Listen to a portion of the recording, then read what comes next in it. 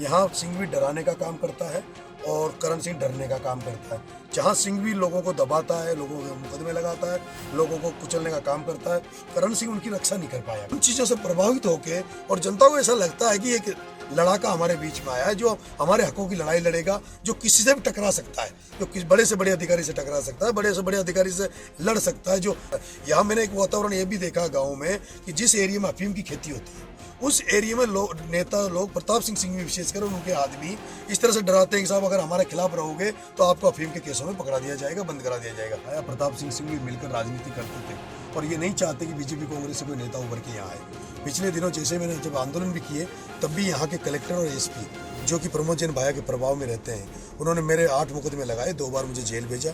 और मैं पिछले दिनों भी देख रहा हूँ चुनाव से जैसे मैंने अभी नामांकन बनने के बाद भी प्रशासन एक तरफा कार्रवाई कर रहा है। और यहाँ हर आदमी मेरे को ऐसा लगता है जितने भी कर्मचारी अधिकारी उनमें ज़्यादातर करप्ट है, जो केवल पैसे का जिनके पैसा मुँह लगा हुआ है और बिना पैसे के काम नहीं करते। उनको यह लगता है कि अगर नरेश मीणा एमएलए बन गया तो हमारी दुकान बंद हो जाएगी, हमारा करप्शन बंद हो जाएगा।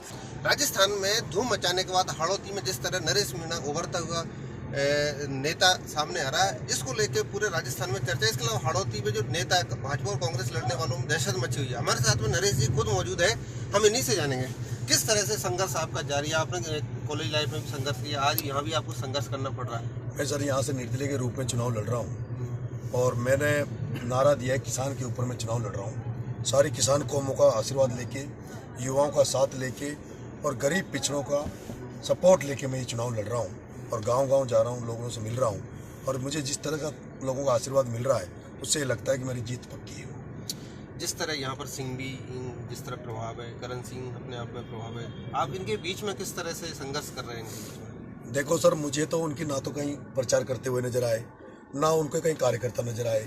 मैं देख रहा हूँ कि वो जहाँ भी जा रहे हैं, मैंने जितना देखा है उनके साथ जनता उनको देख नहीं रही, जनता उनको राम राम नहीं कर रही, जनता उनको पानी तक निकला रही गाँव में। और मैं जहाँ भी जा रहा हूँ उजू मुँह मर रहा है हर गांव में। बिना बताए भी अगर किसी गांव में चला जाता हूँ, अचानक से लोगों को पता लगता है तो लोग बड़ी तादाद में उमड़ के आते हैं। उसका एक कारण है, यहाँ जो लोग हैं वो उन्होंने कई सालों तक, कई बरसों तक सिंघवी परिवार को जिताया है और पिछले 2-3 बार से उन्होंने करण सिंह को भी आजमाया है।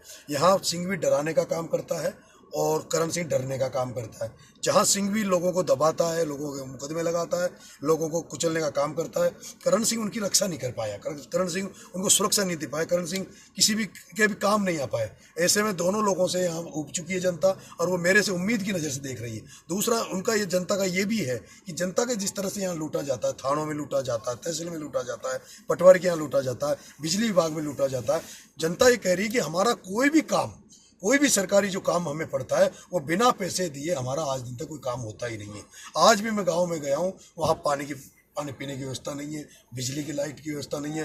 बिजली की इतनी भयंकर समस्या भी, किसानों का सीजन का टाइम है, लोग कहते हैं कि साहब 1-1 घंटा लाइट आती, 6 घंटे का सरकार ने वादा कर रखा है। तो वो ये बहुत सारी दिक्कतें हैं जिनसे जनता ऊब चुकी है। दूसरा, यहाँ 2 थर्मल पावर प्लांट है, एक छबड़ा में सरकारी प्लांट है चौकी पे और एक कवाई में अडानी का पावर प्लांट है। दोनों में जब ये बने थे तब यहाँ के जो युवा साथी थे, जो डिग्रियां धारक थे, ITI कर रखी थी, पॉलिटेक्निक कर रखी थी, उनका ये सपना था कि ये जो दोनों फैक्ट्रियां खुल रही है इनमें हमें नौकरी मिलेगी। लेकिन मैं जब गांव में पूछता हूं तो प्रताप सिंह सिंघवी और करण सिंह ने एक भी घर के सिंगल बच्चे को इन फैक्ट्रियों में नौकरी नहीं लगाई। उनका ये कहना है कि हमारा जो बीमा का पैसा होता है किसी भी मामले में आज दिन तक प्रताप सिंह सिंघवी ने सहारा नहीं लगाया। कोई किसी को अगर हॉस्पिटल में काम पड़ गया तो 1 यूनिट ब्लड की किसी ने व्यवस्था नहीं की। यहाँ पे एक छिपावड़द में एक मंडी है लहसन की, यहाँ लहसन का बड़ी खेती होती है किसानों की। किसान वहाँ लहसन की मंडी में आते हैं तो 3-3 दिन तक उनकी टोलियाँ वहाँ खड़ी रहती है लाइन में और 3-3 दिन तक किसान वहाँ मंडी में पड़े रहते हैं, कोई उनकी सूद लेने वाला नहीं है। भाई, आप जिस तरह से आप प्रचार की जाते हैं और आपके पीछे हजारों लोग इकट्ठे हो जाते हैं, क्या कारण मानते हैं आप? क्या आपने इस तरह का काम यहाँ पे किया है? इसका सर 2 कारण है। पिछले 4-5 महीने से जैसे मैं एक्टिव हुआ हूँ, यहाँ पे किसान लोग बहुत परेशान थे, बीमा के पैसे को लेके, खाद की समस्या को लेके, लाइट को लेके, बिजली को लेके, पानी को लेके। तो मैंने यहाँ पे जब आंदोलन किया, मैंने एक बार यहाँ पे बीमा के पैसों के लिए आंदोलन किया और प्रशासन ने, सरकार ने मेरी जब नहीं सुनी तो मैंने ट्रैक जाम किया था। उसके अलावा एक बार मैंने बिजली विभाग वाले IN साहब के यहाँ मैंने धरना दिया था। उन चीज़ों से प्रभावित होकर और जनता को ऐसा लगता है कि एक लड़ाका हमारे बीच में आया है, जो हमारे हकों की लड़ाई लड़ेगा, जो किसी से भी टकरा सकता है, जो किसी बड़े से बड़े अधिकारी से टकरा सकता है, बड़े से बड़े अधिकारी से लड़ सकता है, जो जिसको ये डर नहीं है कि मेरे से कितनी कठिनाई आएगी। उनको अब भरोसा होने लगा है कि यही आदमी है जो हमें आज़ादी करा सकता है। यहाँ मैंने एक वातावरण ये भी देखा गाँव में कि जिस एरिया में अफीम की खेती होती है, उस एरिया में नेता लोग, प्रताप सिंह भी विशेषकर उनके आदमी इस तरह से डराते हैं कि साहब अगर हमारे खिलाफ रहोगे तो आपको अफीम के केसों में पकड़ा दिया जाएगा, बंद करा दिया जाएगा। और इस तरह का उन्होंने किया भी है पहले। आज मैं देख रहा हूँ कई अफीम के गाँव जो है वहाँ पे 3-3 लाख रुपए अफीम के पट्टे दिलाने के नाम पे वसूले जा रहे हैं आज भी। और अब ये नारकोटिक्स वाले ले रहे हैं या दलाल ले रहे हैं, कौन ले रहा है, लेकिन कम से कम ये लोग बता रहे हैं कि 400 करोड़ रुपए के लगभग यहाँ पे इकट्ठे किए गए। आया प्रताप सिंह भी मिलकर राजनीति करते थे और ये नहीं चाहते कि बीजेपी कांग्रेस से कोई नेता उभर के यहाँ आए। पिछले दिनों जैसे मैंने जब आंदोलन भी किए तब भी यहाँ के कलेक्टर और एसपी जो कि प्रमोद जैन भाया के प्रभाव में रहते हैं, उन्होंने मेरे 8 मुकदमे लगाए, 2 बार मुझे जेल भेजा। और मैं पिछले दिनों भी देख रहा हूँ चुनाव से जैसे मैंने अभी नामांकन बनने के बाद भी प्रशासन एक तरफा कार्रवाई कर रहा है। कल मेरी गाड़ियों को जब्त किया गया, मेरी गाड़ियों को चेक किया गया, मेरे पे मुकदमा लगाया गया। जबकि एक गांव में जहां मैं कैंपेन कर रहा था, एसडीएम अपनी गाड़ी लेके सामने खड़ा हो गया, मेरी गाड़ियों को रोक दिया, जाम लगा दिया। उसके बाद जब हमने कहा कि भाई इस गाड़ी को हटाओ तो उन्होंने हटाया नहीं। उसके बाद में जब बहस करने लगा उसके बाद में शाम को उन्होंने मुकदमा दर्ज कराया। और आज मेरे जो साथी थे, जो निर्दोष थे, जो वहाँ घटनास्थल में नहीं थे, उनके घर पुलिस पहुंची है। कईयों के घर पे मोटरसाइकिलें उठा लाई घर से और उनकी जो महिलाएं थी उनको गाली गलौज करके आई।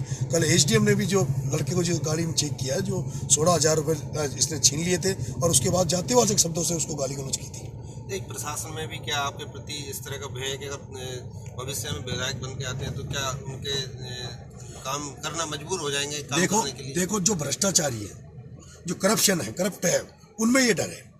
और यहाँ हर आदमी, मेरे को ऐसा लगता है जितने भी कर्मचारी अधिकारी उनमें ज़्यादातर करप्ट है, जो केवल पैसे का, जिनके पैसा मुंह लगा हुआ है और बिना पैसे के काम नहीं करते। उनको यह लगता है कि अगर नरेश मीणा एमएलए बन गया तो हमारी दुकान बंद हो जाएगी, हमारा करप्शन बंद हो जाएगा, ये हमें भ्रष्टाचार नहीं करने देगा। और मुझे ऐसा लगता है, एक मामला मेरे सामने आया था, एक गाँव था डोकरी खो, जहाँ एक लोधा समाज का गांव था, जहाँ पे पुलिस ने 60 लाख रुपए वसूले गांव वालों से अफीम के झूठे मुकदमे में। और वो जहाँ तक मुझे पता है, जिस तरह से एसपी ने मेरे को आश्वासन दिया और आज 3 दिन होने के बाद भी कार्रवाई नहीं हुई, इसका मतलब कहीं न कहीं एसपी भी उसमें इन्वॉल्व है, एसपी के पास भी पैसा पहुंचा है। तो ऐसा लगता है कि इनको डर है इस बात का कि अगर मैं बनूंगा, जिस तरह जहाँ हाड़ौती की जिस तरह नेताओं में भी डर है, महसूस आपके खिलाफ में पूरे एक तरफा खड़े हो गए, बीजेपी कांग्रेस के दोनों साथ मिलकर इस तरह हुआ, तो क्या मानते हैं आप, क्या कारण रहा है? इनको लगता है ना, इन्होंने अभी तक केवल पार्टियों के टिकट के नाम पर और टिकट के नाम पे चुनाव जीतते आए थे। इन्होंने जनता जनार्दन के साथ लिए कुछ नहीं किया। ये केवल आज ये हालात है राजनीति के हाड़ौती में कि राजनीति को व्यवसायीकरण कर दिया, राजनीति को धंधा बना लिया पैसा कमाने का। मैं चाहता हूँ जिस तरह से मैं राजनीति कर रहा हूँ, जिस तरह से गरीबों का, शोषितों का, पिछड़ों का मेरे प्रति भरोसा बन रहा है, किसानों का भरोसा बन रहा है, इससे इनको ऐसा लगता है कि इनकी नींवें हिल रही है। इनको लग रहा है कि हमारे जो बहुत सालों से हम जो राजनीति में वर्चस्व हमारा था उसको ये खत्म कर देगा, इसी तरह चलता रहा तो। नहीं, सचिन पायलट के समर्थक आप माने जाते हैं, ऐसे में सचिन पायलट आपके प्रति अभी भी क्या सोच रखते हैं कि आप निर्दलीय चुनाव लड़ रहे हैं? मैं सचिन पायलट का कल भी समर्थक था, आज भी हूँ और कल भी रहूंगा। और जहाँ सचिन पायलट साहब रहेंगे वहाँ मैं रहूंगा। ये मेरा फैसला है। चुनाव हारना जीतना ऊपर वाले के हाथ में, लेकिन अगर मैं चुनाव जीतता भी हूँ तब भी मैं सचिन पायलट साहब के साथ जाऊँगा। चुनाव समापन के बाद में या विधायक बन जाओगे या नहीं बन पाए, किसी कारणवश रह जाते हैं, तो फिर क्या रणनीति रहने वाली है? मैं अगले 5 साल छबड़ा छिबड़ोद की जनता की सेवा करूंगा। जिस तरह से मुझे आशीर्वाद जनता यहाँ की दे रही है उससे, क्योंकि यहाँ डराने वाली राजनीति है। यहाँ लोग ये कहते हैं कि अगर नरेश मीणा को एमएलए बन गया तो हम तुम्हें ये कर देंगे, वो कर देंगे। तो मैं ये विश्वास दिलाना चाहता हूँ जनता को कि अगले 5 साल में यहाँ रहूँगा और हर तरह से मजबूती के साथ उनकी सुरक्षा कवच बन के उनकी सुरक्षा करूँगा, जो यहाँ पे पीड़ित हैं, कमजोर हैं, जो शोषित है, जिनको डराया जाता है। बिल्कुल, ये थे नरेश मीणा, जो कि छबड़ा विधानसभा से निर्दलीय प्रत्याशी के रूप में सामने यहाँ पर उभर कर आए और यहाँ इनके साथ में हजारों की संख्या देखने को मिलती है और पूरे राजस्थान में जो छबड़ा सीट है वो चर्चा का विषय बनती है।